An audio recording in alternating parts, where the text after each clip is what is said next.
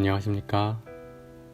모든 분들의 행복을 바라는 낭독 채널 행복 낭독입니다. 오늘도 저와 함께 하시는 분들의 행복에 저의 낭독이 도움이 되기를 바랍니다. 오늘 함께 할 내용은 데일 카네기의 성공 대화론 제4장 기억력 향상의 나머지 절반 부분을 함께 나누겠습니다.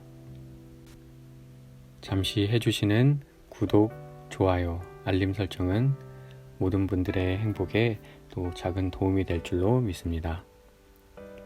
그러면 낭독 시작하겠습니다. 윌리엄 제임스 교수가 말하는 기억력 향상의 비결. 기억의 두 가지 법칙에 대해서는 이 정도로 하는 게 좋겠다. 하지만 세 번째 법칙인 결합은 반드시 짚고 넘어가야 하는 요인이다. 사실 이것은 기억 그 자체에 대한 설명이라고 할 수 있다. 제임스 교수의 현명한 발언을 들어보자. 우리의 정신은 기본적으로 결합하는 기계이다. 가령 내가 한동안 입을 다물었다가 갑자기 명령하는 소리로 기억해! 생각해내! 라고 했다고 하자. 여러분의 기억력이 이 명령에 복종해서 과거로부터 어떤 특정한 영상을 불러올 수 있을까? 물론 그렇지 않다. 여러분의 기억은 텅 빈 공간을 쳐다보며 이렇게 물을 뿐이다. 도대체 어떤 것을 기억해내라는 것이야? 짧게 말해서 기억은 단서를 요구한다. 이와는 달리 만일 내가 여러분의 생일을 기억해내라. 아침에 무엇을 먹었는지 기억해내라. 혹은 특정한 멜로디를 기억해내라고 한다면 여러분의 기억력은 즉시 요구되는 결과를 끄집어낼 것이다. 즉, 단서가 광활한 잠재적인 사실로부터 특정한 사실을 결정한다. 이제 여러분이 이런 일이 어떻게 발생하는지 들여다보면 여러분은 곧 연상되는 사물과 단서는 밀접한 관계를 맺고 있는 것임을 알게 된다. 내 생일이라는 말은 특정한 연, 월, 일과 밀접한 관계를 갖고 있다. 오늘 아침 식사란 말은 커피와 베이컨, 달걀로 이끄는 것 외에 모든 연상 경로를 단절시킨다. 멜로디는 정신적으로 도레미파솔라시도의 오랜 이웃이다. 사실 결합의 법칙은 외부에서 침입해 들어오는 감각이 방해하는 경우를 제외하고는 거의 모든 사고의 흐름을 통제한다.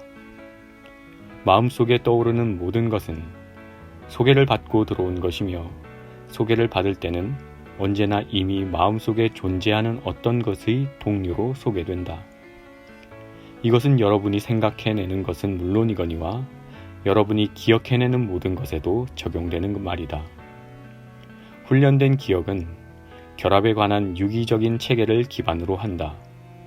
그리고 그 우수성은 결합의 지속성과 다양성이라는 두 가지 특성에 달려 있다. 따라서 좋은 기억력의 비결이란 우리가 간직하고자 하는 사실에 관해 얼마나 다양하고 많은 결합을 형성하는지의 문제이다. 그런데 이처럼 어떤 사실에 관해 결합을 형성하는 것, 이것은 그 사실에 대해 가능한 많이 생각하는 것이 아니고 무엇이겠는가? 그러므로 요약하자면 겉으로 보기에 비슷해 보이는 경험을 한두 사람 가운데 자신의 경험에 대해 더 많이 생각하고 그 경험들 상호 간에 가장 체계적인 관계를 구축하는 사람이 기억력이 더 좋은 사람이다. 사실들을 서로 결합시키는 방법. 사실들을 엮어서 서로 체계적인 관계를 이루게 한다는 것은 매우 좋은 생각이다. 하지만 어떻게 해야 그렇게 할 수 있는가? 사실들의 의미를 파악하고 사실들에 대해 깊이 성찰하는 게 그 해답이다. 가령 여러분이 모든 새로운 사실에 대해 다음과 같은 질문을 한다면 그런 과정은 사실들 간의 체계적인 관계를 구축하는 데 도움이 될 것이다. 1. 왜 이렇게 되었는가? 2. 어떻게 이렇게 되었는가? 3. 언제 이렇게 되었는가? 4. 어디서 이렇게 되었는가? 5. 이렇다고 말한 사람은 누구인가?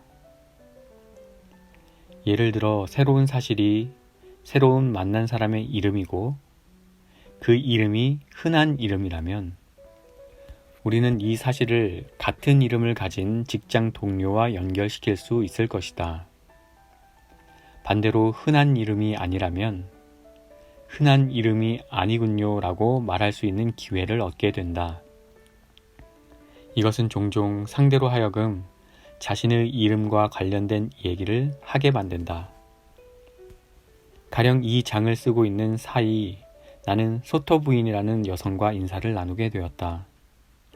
나는 그 부인에게 이름을 어떻게 쓰는지 물어보았고 그런 이름이 흔하지 않다는 말을 건넸다.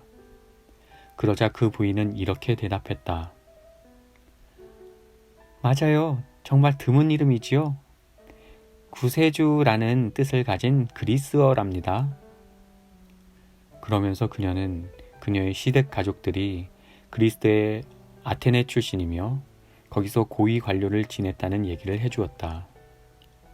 나는 사람들로 하여금 자신의 이름과 관련된 이야기를 하도록 만드는 일이 매우 간단하며 그럼으로써 그들의 이름을 더 잘 외울 수 있다는 사실을 깨달았다. 새로 만나는 사람들의 얼굴을 날카롭게 살펴라. 그의 눈동자나 머리카락의 색을 확인하고 그의 생김새를 눈여겨보라. 그의 옷차림에 주의를 기울여라. 그의 대화 방식에 관심을 가져라. 그의 외모와 성격에 대해 확실하고도 날카로우며 선명한 인상을 간직하라. 그리고 이것들을 그들의 이름과 연결시켜라. 다음번에 이런 선명한 인상을 떠올리면 그들의 이름을 기억해내는데 도움이 될 것이다. 여러분은 어떤 사람을 두 번째 혹은 세 번째 만났을 때 그의 사업 분야나 직업은 기억이 나는데 이름은 떠오르지 않는 경험을 갖고 있지 않는가? 그 이유는 사람들의 직업은 명확하고 구체적인 어떤 것이기 때문이다. 직업은 의미를 갖고 있다.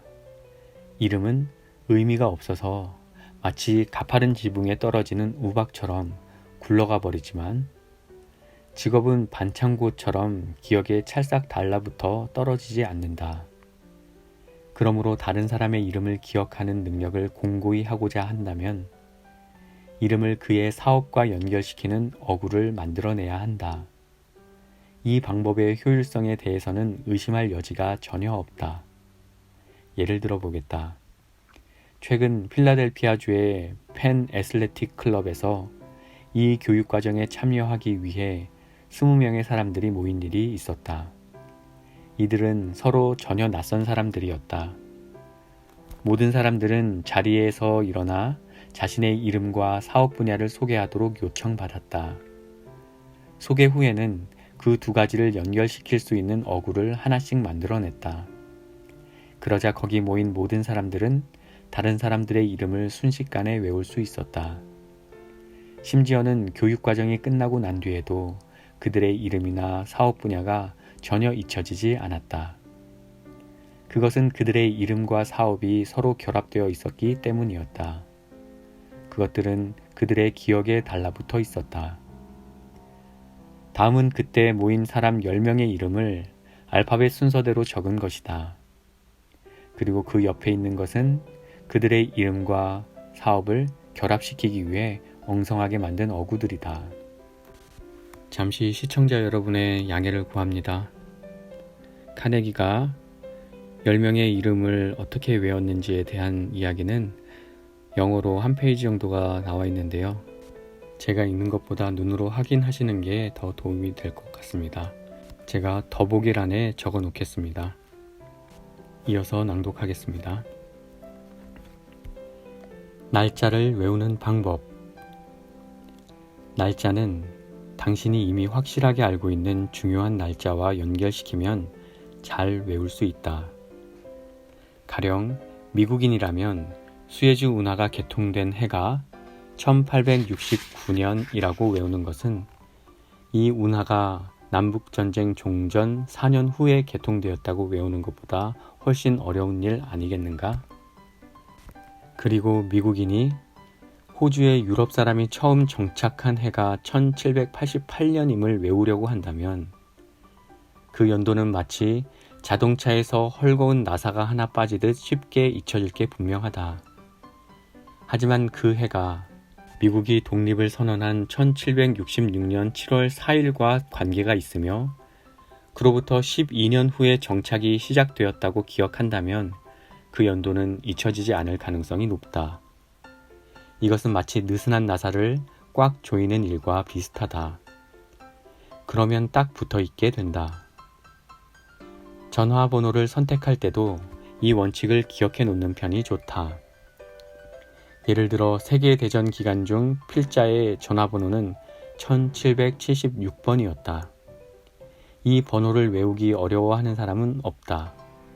만일 여러분이 전화국에 잘 얘기해서 1492나 1861, 1865, 1914, 1918과 같은 번호를 받을 수 있다면 여러분 친구들은 여러분의 전화번호를 찾기 위해 전화번호부를 뒤지는 수고를 하지 않아도 될 것이다. 만일 여러분이 사람들에게 아무 설명도 없이 밋밋하게 전화번호가 1492번이라고 알려준다면 그들은 그 번호를 잊어버릴 수도 있다. 하지만 여러분이 제 전화번호는 콜럼버스가 미국을 발견한 해인 1492번이니까 외우기 쉬울 것입니다. 하고 말한다면 그들은 절대 여러분의 전화번호를 잊지 못할 것이다. 물론 독자 여러분이 호주나 뉴질랜드 혹은 캐나다 사람이라면 1776, 1861, 1865 대신에 각자의 나라에서 중요한 연도를 선택하면 될 것이다. 그러면 다음 연도들을 외우는 가장 좋은 방법은 무엇이겠는가? 1564년 셰익스피어 탄생. 1607년 영국 이주민들 미국 제임스타운에 최초로 정착. 1819년 빅토리아 여왕의 탄생. 1807년 로버트 리 장군 탄생. 1789년 바스티유 감옥 붕괴. 여러분에게 기계적인 반복 암기를 통해 북부 연방에 가입한 13개 주를 순서대로 외우라고 한다면 틀림없이 무척 지겨운 일이 될 것이다. 하지만 그 사실을 하나의 얘기로 엮어서 외우면 시간과 노력을 훨씬 덜 들이고도 쉽게 외울 수 있다. 아래 문단을 단 한 번 읽기를 바란다. 집중해라. 다 읽고 난 다음 여러분이 13개 주를 순서대로 정확히 외우고 있는지 한번 확인해보라. 어느 토요일 오후 델라웨어에서 온 젊은 부인이 나들이 가려고 펜실베니아를 지나는 기차표를 샀다. 그녀는 가방에 뉴저지에서 만든 스웨터를 넣고 친구 조지아를 만나러 코네티컷으로 갔다. 다음날 아침 두 사람은 미사에 참가했다. 메린의 땅이 있는 성당이었다. 그리고 그들은 집으로 가는 남행열차를 타고 새 햄으로 식사를 했다. 요리사 버지니아는 뉴욕에서 온 흑인이었다. 저녁을 먹고 나서 그들은 북부행 열차를 타고 아일랜드로 달려갔다. 연설의 요지를 기억하는 방법. 우리가 무언가를 생각해내는 데는 단 2가지 방법만이 존재한다. 하나는 외부 자극을 통해서이고 다른 하나는 이미 기억하고 있는 것과의 결합을 통해서다. 이것을 연설과 관련지어 생각해 보면 다음과 같은 의미가 된다. 첫째, 여러분은 메모와 같은 외부 자극의 도움을 받아 여러분의 요지를 기억할 수 있다. 그런데 메모를 사용하는 연사를 좋아할 청중이 어디 있겠는가? 둘째, 여러분은 이미 기억하고 있는 어떤 것과의 결합을 통해 연설의 요지를 기억할 수 있다. 이 경우 그것들은 마치 어떤 방의 문이 다른 방으로 연결되듯 첫 번째에서 두 번째로, 두 번째에서 세 번째로 필연적으로 이어지도록 만드는 논리적인 순서에 따라 배열되어 있어야 한다. 이 말은 일견 쉬워 보이지만 공포로 사고력이 마비되곤 하는 초보자에게는 결코 쉬운 일이 아니다. 하지만 여러분의 요지를 통합시킬 수 있는 쉽고도 빠른, 그리고 완전 바보 천치만 아니라면 누구나 사용할 수 있는 방법이 있다. 다름 아닌 비논리적 문장을 활용하는 방법이다. 예를 들어 서로 아무런 관련도 없이 뒤죽박죽 섞여 있어서 기억하기도 어려운 항목들인 소, 시가, 나폴레옹, 집, 종교라는 단어들에 대해 토론을 하고 싶어 한다고 해보자. 이제 이 단어들은 다음과 같은 엉터리 문장을 이용해서 사슬 속의 고리들처럼 서로 단단히 엮을 수는 없는지 한번 확인해보자. 소는 시가를 피우며 나폴레옹을 낚았고 집은 종교로 타 없어졌다. 자, 이제 앞의 문장을 손으로 가리고 다음의 질문에 답해보기 바란다. 앞에서 세 번째로 말한 항목은 무엇인가? 다섯 번째는? 네 번째는? 두 번째는? 첫 번째는? 이 방법이 효과가 있었는가? 물론 효과가 있을 것이다. 이 교육 과정에 참여한 사람이라면 이 방법을 사용할 것을 권장한다. 어떤 대상이건 이런 방법을 사용해 서로 결합시킬 수 있다. 그리고 결합에 사용된 문장이 우스꽝스러울수록 기억을 되살리기는 그만큼 더 쉬워진다. 완전히 잊어버린 경우 어떻게 해야 하는가? 연사가 충분히 준비를 하고 주의를 기울였음에도 불구하고 연설 중간에 갑자기 머리가 하얗게 비는 경우, 즉 한마디 말도 꺼내지 못하고 청중을 뚫어져라 바라보고만 있는 경우를 가정해보자. 정말 끔찍스러운 상황이 아닐 수 없다. 당혹감과 패배감을 안고 주저앉기는 자존심이 허락하지 않는다. 단 10초나 15초만 너그럽게 허용해 준다면 다음 말을, 아니면 적어도 어떤 말을 생각해낼 수 있을 것 같다. 하지만 청중을 앞에 둔 상황에서 사람을 미치게 할 것만 같은 적막한 시간은 그게 단 15초일지라도 이미 파국에 가깝다. 그러면 어떻게 해야 하는가? 잘 알려진 상원의원 한 사람은 최근 이런 상황에 닥치자 청중들에게 자신의 목소리가 충분히 큰지, 저 뒤쪽에서도 목소리가 잘 들리는지 질문을 던졌다. 물론 그는 자신의 목소리가 충분히 크다는 사실을 알고 있었다. 그는 답변이 필요한 게 아니었다.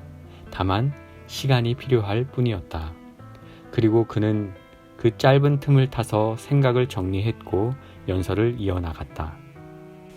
하지만 이런 정신적인 혼란의 순간에 가장 좋은 구원책이라고 할 만한 것은 직전에 말했던 단어나 어구, 생각을 새로운 문장의 출발점으로 삼는 방법이다.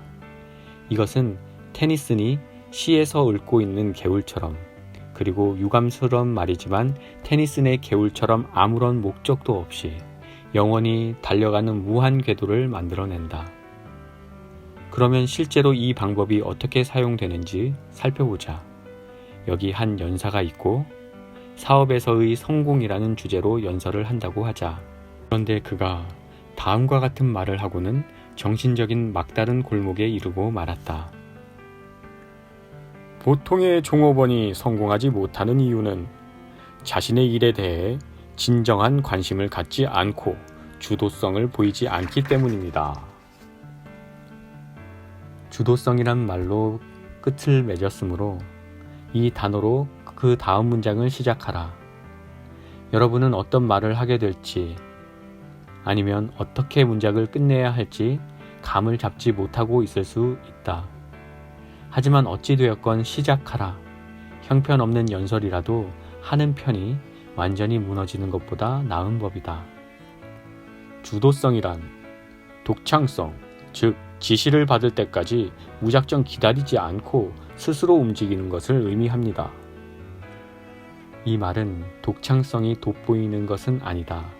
또 역사에 남을 만큼 명연설이 되지는 않을 것이다. 하지만 고통스럽게 침묵을 지키는 것보다는 낫지 않을까? 다시 마지막 말이 무엇이었는가? 지시를 받을 때까지 기다린다 였다. 좋다. 그러면 그 말로 새로운 문장을 시작해보자. 독창적으로 사고하기를 거부하는 조거벌을 끊임없이 지시하고 이끌고 재촉하는 일만큼 사람을 힘들게 하는 일이 무엇인지 상상이나 할 수 있을까요? 자, 이 정도로 한 단락을 마무리 지었다. 이제 다음 단락으로 들어가자. 이번에는 상상에 대해 이야기할 차례다. 상상력, 이것이야말로 필요한 것입니다. 비전을 가져야 합니다. 솔로몬은 이렇게 말했습니다. 비전이 없는 백성은 멸망한다. 이제 아귀가 딱 들어맞는 두 단락을 만들었다. 용기를 갖고 계속해보자. 비즈니스 전선에서 패망하는 종업원의 수는 정말 안타까울 정도입니다. 저는 안타깝다고 했습니다. 약간의 충성심과 열정만 더 있었더라도 그들은 성공과 실패를 가르는 경계선 안쪽에 서 있을 수 있었을 것이기 때문입니다. 하지만 비즈니스에서 실패는 결코 그런 것을 눈감아주는 법이 없습니다. 이런 식으로 계속한다. 이렇게 즉석에서 평범한 의견을 개진하고 있는 동안 다른 한편으로 연사는 자신이 원래 계획한 연설의 다음 요지, 즉 그가 원래 말하려고 의도했던 것을 필사적으로 생각해내야 한다. 이런 무한궤도 방식의 연설을 너무 오랫동안 하면 어느 순간 연사는 자신도 모르게 전혀 엉뚱한 길로 빠져서 얘기하게 되는 경우도 생긴다. 하지만 망각 증세로 인해 순간적으로 모든 것을 잊어버린 상처받은 정신에게는 이것만으로도 훌륭한 긴급 처방이 된다. 이런 처방은 지금까지 절체절명에 처한 수많은 연설들을 되살리는 수단이 되어 왔다. 모든 방면의 기억력 향상은 불가능하다. 나는 이 장에서 생생한 인상을 얻고 반복하고 사실들 간의 관계를 구축하는 방법을 어떻게 하면 더 개선할 수 있는지에 대해 말했다. 하지만 기억력이란 기본적으로 결합의 문제이므로 제임스 교수가 얘기하듯 전반적인 혹은 기본적인 기억력 향상이란 있을 수 없다. 특정한 체계로 결합된 것들에 대한 기억만 향상이 가능하다. 예를 들어 매일 셰익스피어의 작품을 한 구절씩 외운다면 우리는 우리의 문학적인 어구 인용과 관련된 기억력을 놀라울 정도로 향상시킬 수 있다. 새로 한 구절을 외울 때마다 그 구절은 우리의 정신 속에서 수많은 친구를 찾아 관계를 맺는다. 하지만 햄릿 에스터, 로미오와 줄리엣에 이르기까지 모든 것을 다 외운다고 해서 그것이 곧바로 면사 시장이나 선철에서 실리콘을 제거하는 배서머법에 관한 사실들을 외우는데 도움이 되지 않는다. 다시 한번 말하겠다. 이 장에서 거론된 원칙을 활용하거나 사용하면 무엇을 외우건 그 방법이나 효율성을 개선할 수 있다. 하지만 이 원칙들을 따르지 않는다면 야구에 대해 1000만 가지 사실을 외운다 해도 주식시장에 대한 사실을 기억하는데 하등 도움이 되지 않을 것이다. 이처럼 서로 관련이 없는 데이터들을 연결시키기는 불가능하다. 우리의 정신은 기본적으로 결합하는 기계이다. 제4장 기억력 향상 부분은 여기까지입니다. 이번 시간에는 기억의 세 번째 법칙 결합에 대해서 이야기했죠. 어떤 사실을 기억해야 될 때 우리가 기본적으로 가지고 있는 지식들과 연결될 때 더 잘 기억할 수 있는 사람이 될 수 있고, 그리고 이러한 결합을 우리가 의도적으로 활용함으로써 다른 사람보다 더 나은 기억력을 소유할 수 있는 비결을 갖게 되는 것입니다. 예를 들자면 우리의 정신활동을 미나하게 움직여야 합니다. 왜 이렇게 됐는가? 어떻게 이렇게 됐지? 언제부터 이렇게 됐는가? 누가 이렇게 만든 거지? 등등 여러 가지 질문을 통해서 정보의 접점을 만들고 결합시킬 수 있는 것입니다. 새로 만난 사람의 이름을 기억할 때도 이름 자체는 추상적이기 때문에 저희의 기억에 잘 접착하지 않지만 직업, 외모, 여러 가지 특징들을 잘 활용하면 저희가 더 잘 외울 수 있다 이야기합니다. 여기에 추가해서 조금 엉뚱하지만 재미난 문장을 활용한다면 새로운 정보를 잘 기억하는 데 도움을 받을 수 있을 거라 했습니다. 여러분 어떠셨나요? 제4장 기억력 향상 함께 나눴는데요. 여러분에게 도움이 되는 정보가 어떤 것이 있었나요? 오늘 함께한 시간도 여러분에게 도움이 되었기를 바랍니다.